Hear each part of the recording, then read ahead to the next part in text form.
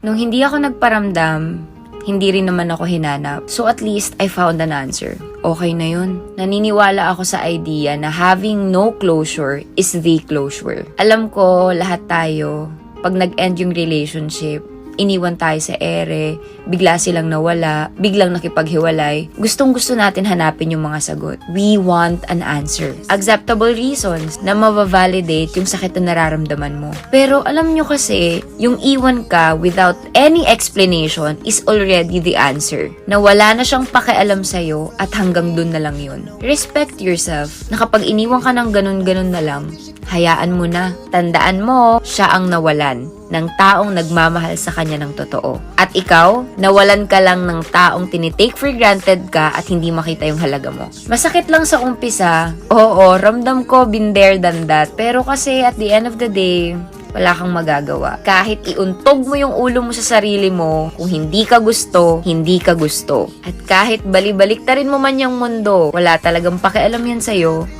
kung ayaw niya sa'yo. At hindi niya makikita ang halaga mo kasi never niya naman talagang tiningnan yun.